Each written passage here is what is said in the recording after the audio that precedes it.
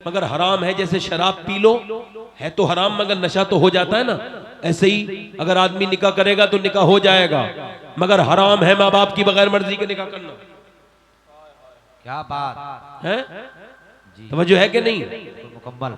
हाँ, देखे मेरे नबी पाक सल्लल्लाहु अलैहि वसल्लम ने इजाजत दे दी, अबू तालिब भी राजी हो गए। मेरे नबी दूल्हा बन के जा रहे हैं, किसके घर? बेवा के घर। कभी बेवा के घर दूल्हा जाते देखा है तुमने कुआरा? हमारे मुआशरे पे असर है गैर मुस्लिमों का, बेवाओं से लोग शादी नहीं करते। बेवाओं के साथ अच्छा सलूक किया करो।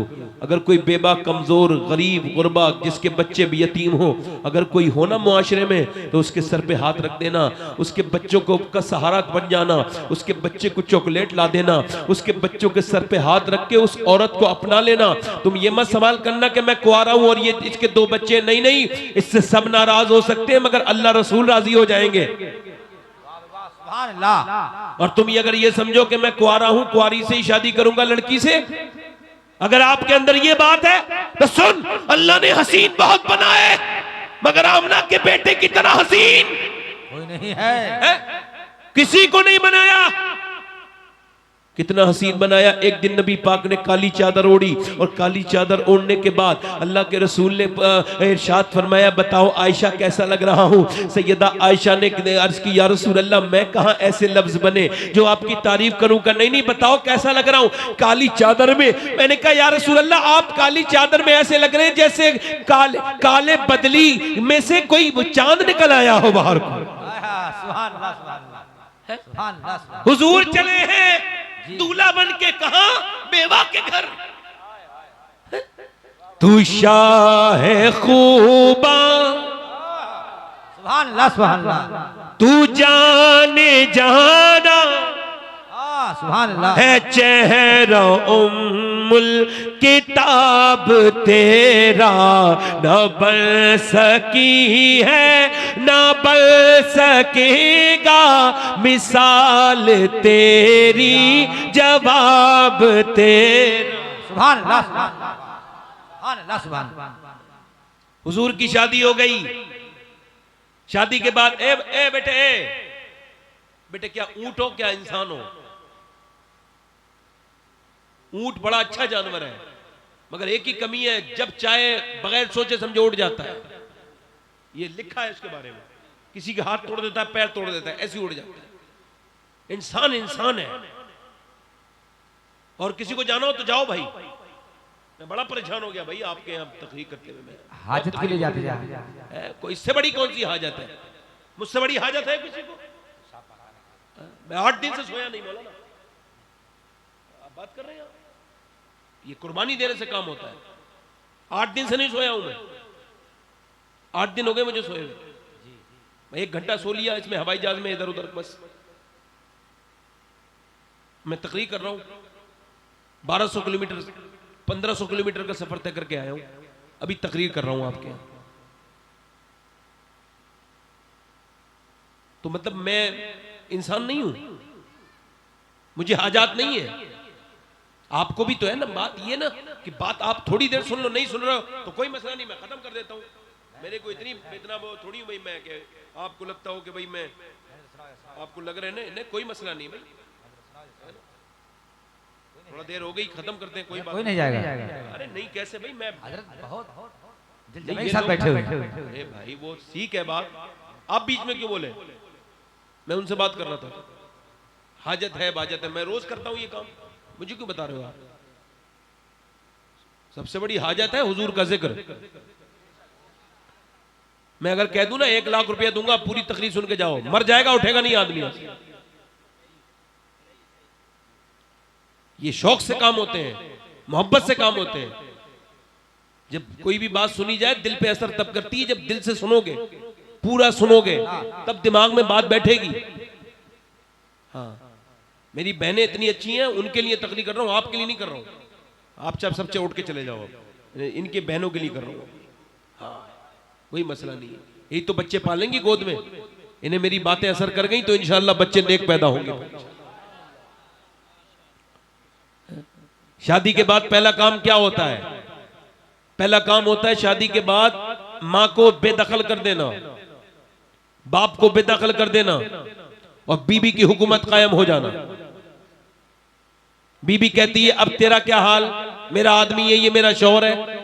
अच्छा, ये तेरा शौहर पौधा लगाया और जो माली उसका हिफाजत करता रहा, सर्दी में देखता रहा, गर्मी में हिफाजत की, आंधियों में हिफाजत की, वो दोनों माली जिन्होंने उस बच्चे को पाल पोस के इतना बड़ा बनाया, जब ये दरख्त बन गया तो अब तुम उसकी मालकिन बन गई।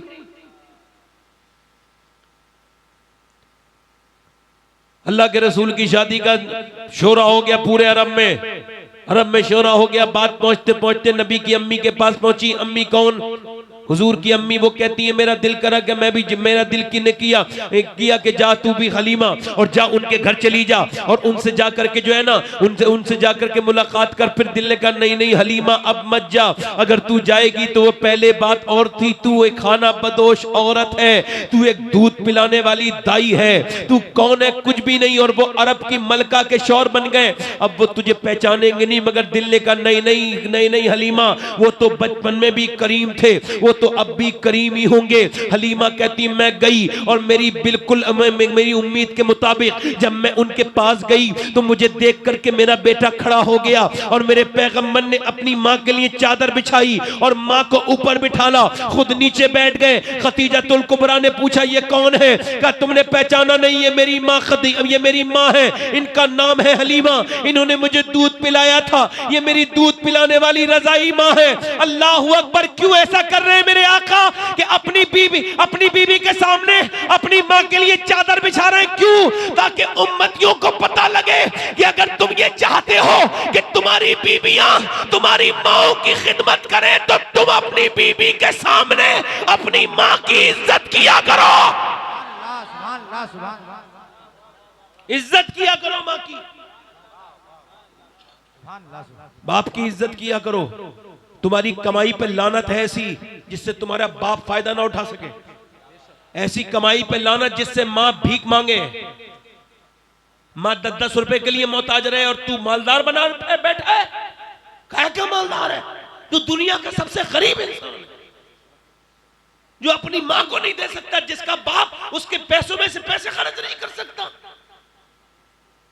हम मां बाप को मजबूरी में रख रहे हैं मगर जीते जी बहुत बुरा हासिल कर रहे हैं मां बाप के साथ। मैं अजमेर में था तो मुझे प्यास लगी तो मैं पानी पीने के लिए जा रहा था तो एक औरत ने मुझे आवाज दी आओ बेटे। मैं कहा बोलो अम्मा। बूढ़ी औरत थी, कहने लगी पानी पियो, तुम्हें प्यास लगी है। मैंने कहा तुम्हें कैसे पता? अरे मैं तेरी मां नहीं हूं तो किसी की मां, ले पानी पी। मैंने एक गिलास पानी पिया। पानी पीने के बाद मैंने पूछा अम्मा तुम कहाँ की रहने वाली हो? कहने लगे बेटे पानी पी लिया, अपनी राह देखो।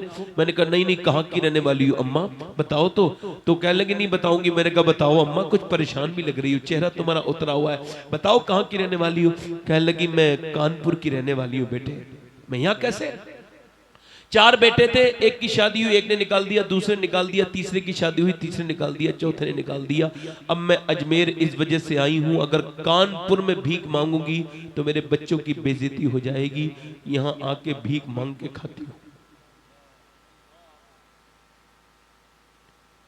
आज लोग दुआएं मांगने कहां कहां जाते हैं, घर में दुआ बैठी है?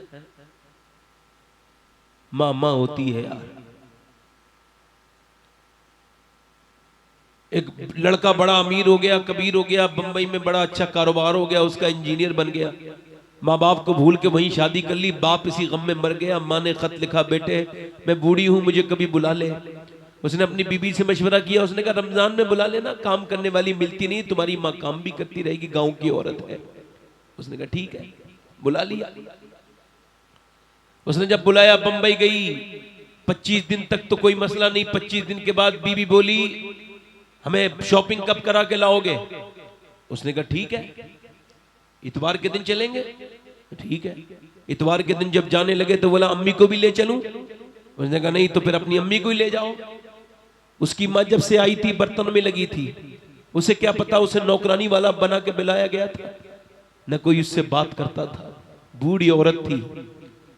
बेटे ने कहा अपनी बीबी से कि मैं अपनी अम्मी को ले चलूं। उसने कहा उसे लेके जाओगे तो मैं नहीं जाऊंगी। उसने कहा ठीक है। वो अपनी माँ के पास गया, कहने लगे अम्मी ईद आने वाली है, जो भी तुम्हें चाहिए इस पर्चे पे लिख दो। उसने कहा ठीक है। उसने अपने हाथ पहुंचे, बर्तन धोती थी, अंदर गई, बूढ़ी औरत ने कुछ पचरा लिखा, खत लिखा और दे के बोली बेटे वहीं जाके देख लेना, यहाँ मत खोलना। उसने कहा ठीक है। मुझे जितनी चीजें चाहिए मैंने लिख दी हैं। वो गए, पूरे दिन उसने अपनी बीबी को शॉपिंग कराई, बच्चों की खरीदारी कराई। शाम के वक्त में खत लिखा, खत उसने खोला तो उसने कहा खत में क्या लिखा था? ऐसा क्या लिखा था कि बेटा जो सिसकियां ले लेके रोया और वहीं रोड पे बैठ के रोने लगा। बीबी ने जब खत पढ़ा, वो भी इंसान थी, वो भी रोने लगी। लोगों ने जब इन दोनों को रोते देखा तो उन्होंने भी खत पढ़ा। जो भी खत पढ़ता था उस खत में क्या लिख दिया था? उसमें लिखा था मेरे बेटे तूने आज 25 दिन के बाद पूछा है कि तुझे क्या चाहिए। मैं बूढ़ी हो चुकी हूं, मेरा कुछ पता नहीं, मैं तो पका हुआ फल हूं, क्या पता कब टूट के गिर जाऊं। मेरे बेटे मुझे कुछ नहीं चाहिए, अगर तू ईद के दिन कुछ देना चाहता है तो ऐसा कर, तू ईद वाले दिन थोड़ी देर मेरे पास बैठ जाना। 25 दिन हो गए तू मेरे पास बैठा नहीं। खाना तो मुझे घर में भी मिलता था, मैं तेरे लिए आई थी, तू किसी के लिए इंजीनियर डॉक्टर बना होगा, मगर मेरे लिए मेरा बच्चा है, मेरा बेटा है। मां एक बार चली जाए तो मां नहीं मिलती, बाप चला जाए दुनिया में ढूंढो बाप नहीं मिलता। एक आदमी मेरे पास आया, कहने लगा मेरे बाप ने मुझे दौलत से बेदखल कर दिया सैयद साहब।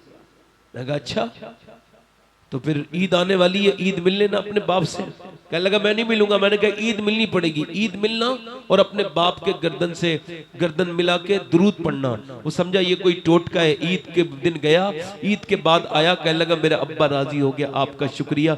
मैंने कहा बात बता क्या हुआ? कहने लगे मैंने ईद वाले दिन ना अपने अब्बा को गले लगाया तो मेरे बाप बोला नहीं मैं नहीं लगाऊंगा। मैंने कहा अब्बा ईद मिलूंगा। कहा नहीं मैं नहीं मिलूंगा। कहते वो नाराज थे ना, तो मैंने जबरदस्ती उन्हें दबा लिया और दुरूद पढ़ना शुरू किया। कहते थोड़ी देर तो धक्का मारता रहा, मेरा बाप हटाता रहा, मगर कुछ देर के बाद मेरे सीने की गर्मी जब मेरे बाप के सीने तक पहुंची तो मेरा बाप सिसकियां ले ले के रोने लगा। मैंने अपने बाप को इतना रोते नहीं देखा था। मैंने कहा अब्बा क्यों रो रहे हो?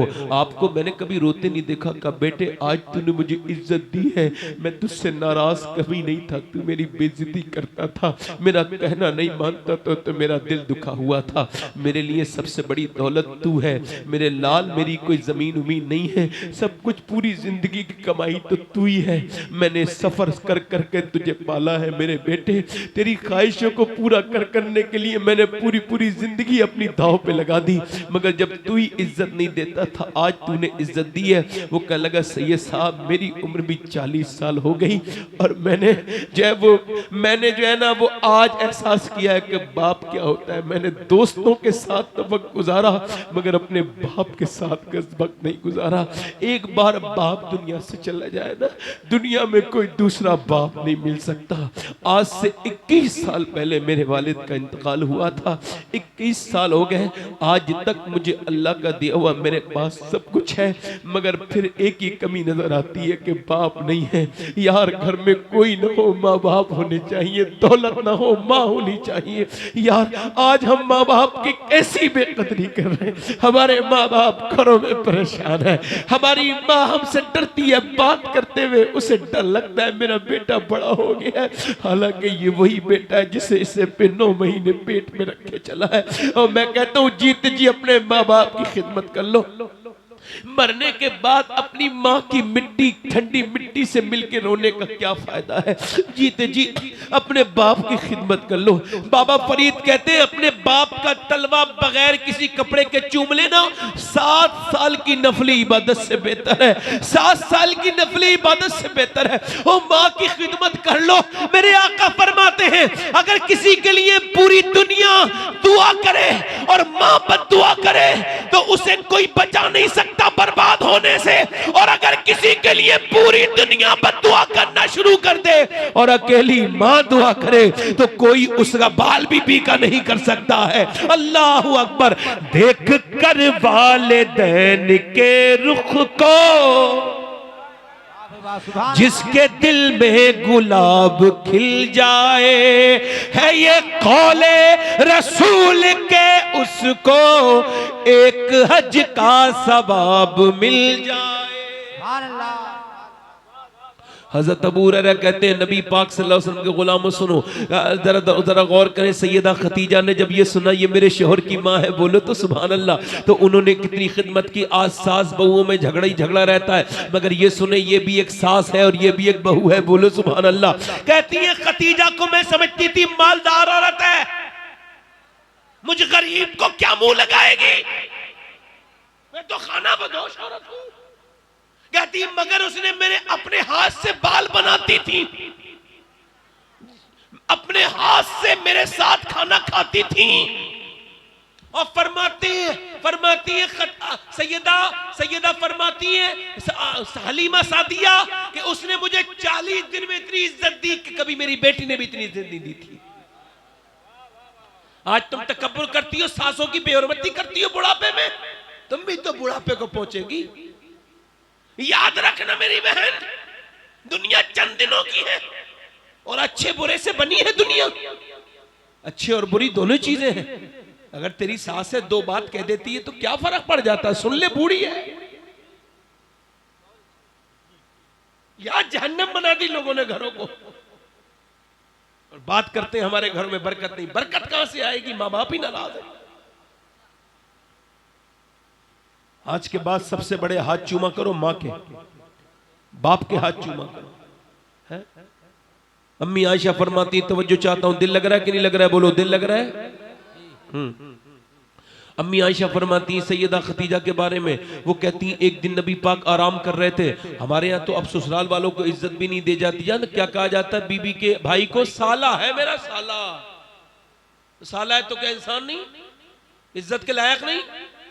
क्या हो गया साला है तो भाई, और साला क्यों कहते हो बीबी का भाई को, ये साला तो गाली बन गई। और तवज्जो है, हाँ समझो, मैं आपको मिल गया हूं ना तो मेरा फायदा उठा लो। मैं अपने घर वालों को भी नहीं मिलता हूं, सही बता रहा हूं मैं आपको, अल्लाह की नेमत के तौर पे कह रहा हूं, मेरी औकात कोई नहीं, आपके कदमों में बैठने के लायक नहीं, खादिम हूं आपका, मगर बता रहा हूं मिल गया हूं तो मेरा फायदा उठा लो, सुन लो मुझे। हाँ, दिल लगा के बोलो सुभान अल्लाह।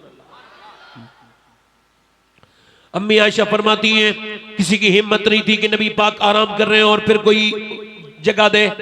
फरमाती दरवाजे पे एक दिन दस्तक हुई तो मैं गई, मुझसे पहले नबी पाक तशरीफ ले गए। सरकार ने दरवाजा खोला, बूढ़ी औरत को अंदर लाए, फिर वो औरत बैठी, उसने कुछ बात की, फिर वो औरत मुस्कुराई, हुजूर भी मुस्कुराए, फिर वो औरत रोने लगी, हुजूर भी रोने लगे। वो गई तो हुजूर ने चादर दी। मैंने पूछा हुजूर आप इतना टाइम किसी को देते नहीं है और आपसे ज्यादा कीमती टाइम किसी का है भी नहीं, ये कौन औरत थी जिसे आपने इतनी इज्जत दी है और इतनी इज्जत से बात सुनी है और इसे तोहफा भी दिया है? फरमाया खतीजा, फरमाया पहचाना नहीं आयशा, ये मेरी खतीजा की सहेली है, यानी कोई रिश्तेदार नहीं है, सहेली है सिर्फ, इतनी इज्जत दी है। पर मैं जब ये आती थी ना खतीजा के पास तो खतीजा को अपना दर्द सुनाती थी। अम्मी आयशा फरमाती हैं मैंने एक दिन मुझसे गलती हो गई, हुजूर ने कहा पड़ोस में कुछ औरतें आई हैं, मैं उन्हें खाना देना चाहता हूं। मैंने कहा कौन है? कहा खतीजा की वो सहेलियां हैं। तो मेरे मुंह से ये निकल गया क्या आप खतीजा का जिक्र करते हैं? वो बूढ़ी औरत, इंतकाल उनका हो गया। आपकी शादी में इस वक्त कितनी बीबियां हैं आपकी हुजूर, आप क्या उनका जिक्र करते हैं? बूढ़ी औरत। अम्मी आयशा फरमाती मुझसे गलती हो गई। अम्मी आयशा फरमाती हमारे लिए उनकी बात गलती नहीं है, सबक है। फरमाती है मैंने कहा हुजूर आप क्या खतीजा का जिक्र करते हैं? तो हुजूर का चेहरा ऐसा हो गया जैसे वही आते वक्त होता था, सुर्ख बिल्कुल। कहते फिर हुजूर के जलाल से मैं कांपने लगी, तो फिर हुजूर का जलाल जमाल में तब्दील हुआ, आंखों से आंसू निकले। फरमाया आयशा आज तो कहा है, आज के बाद मेरी खतीजा के बारे में कुछ मत कहना। तुम मुझे तब मानती हो जब पूरे मदीने में लाखों लोग मुझे मानते हैं, और खतीजा मुझे तब मानती थी जब पूरी दुनिया में मुझे कोई नहीं मानता था। सुनो सरकार फरमाते एक दिन मैं घर आया, मेरी आंखों में आंसू थे। खतीजा ने मेरा हाथ पकड़ा, अंदर लेके आई का क्या गम है मेरे सरकार।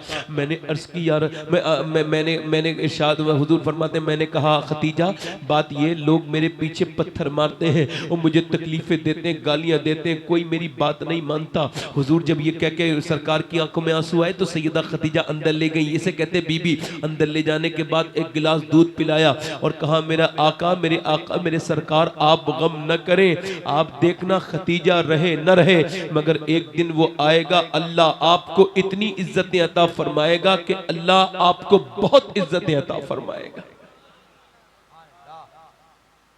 फरमाते मेरे आका कोई मेरा कलमा नहीं पढ़ता था। मैंने कहा खतीजा देखो लोग कलमा नहीं पढ़ते, लोग कहते हैं हमारे ऊपर कर्जा है। तवज्जो करो इधर देखो, मेरे ऊपर कर्जा है। कोई कहता है मैं गुलाम हूँ। गुलाम कहते हैं अगर मैंने कलमा पढ़ लिया तो फिर मेरा आका मुझे मारेगा, और वो कहते हैं हमारे ऊपर कर्जा है तो जिनका कर्जा है वो हमें परेशान करेंगे, लिहाजा कोई कलमा नहीं पढ़ता मक्के के लोग। मेरे आका ने फरमाया तो सैयदा खतीजा ने अर्ज की या रसूल अल्लाह मेरी दौलत कम काम आएगी। आपने फरमाया आप पूरा पंडाल लगाएं। पूरा पंडाल लगाया गया। सरकार फरमाते इतना सोना मेरी खतीजा लेके आई, इतना लेके आई कि पूरे मैदान में सोना ही सोना।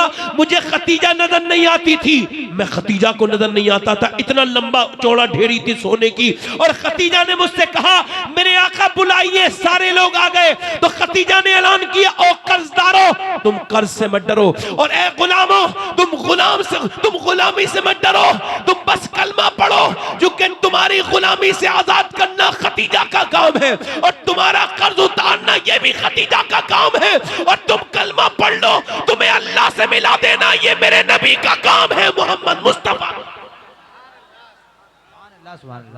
सरकार फरमाते हैं मेरे घर में खतीजा ने 7-7 दिन तक फाके किए हैं। जरा बोलो तो सुभान अल्लाह। अभी लॉकडाउन लगा था, कितनी परेशानी हुई थी नहीं हुई थी। और आपको पता है सरकार शैबे अबी तालिब में 3 साल रहे और इन्होंने बाइकाट कर दिया था कुफारे मक्का ने। न दाने आते थे। हुजूर फरमाते जब मेरी कौम के बच्चे रोते थे ना, गोदों में जो बच्चे थे, फरमाते सुनो सहाबा जब मेरे बच्चे रोते थे ना उस पहाड़ी में शैबे अबी तालिब में, तो फरमाते मेरे बच्चों के रोने से पहाड़ों के दिल लरज जाते थे मगर कुफारे मक्का के नहीं लरजते थे। कहते 7-7 दिन फाके करती थी खतीजा। वो जो मलकाए अरब थी ना, इधर देखो, वो जो मलकाए अरब थी ना खतीजा, इधर देखो तवज्जो करो, जो मलकाए अरब थी ना खतीजा, फरमाते हुजूर उसने मेरे साथ पत्ते खाए। यार मालदार बीबी होना तो पूरी जिंदगी ताने देती है गरीब शौहर को, मगर ये होती है मोहब्बत कि जो तुझे पसंद आए वही रूप मैं बना लूं। मेरी जिंदगी के मालिक तेरा हुक्म कैसे टालूं।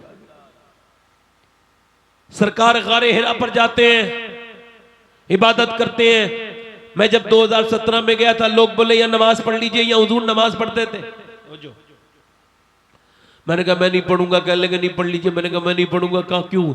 मैंने कहा साहब बोले हुजूर यहाँ नमाज पढ़ते थे। मैंने कहीं और पढ़ लूंगा, यहाँ नहीं पढ़ूंगा। बोले क्यों? मैंने कहा इस वजह से कि उस पत्थर पे मेरा पांव रखने का दिल नहीं करता जिस पे मेरे नबी के आंसू गिरते थे।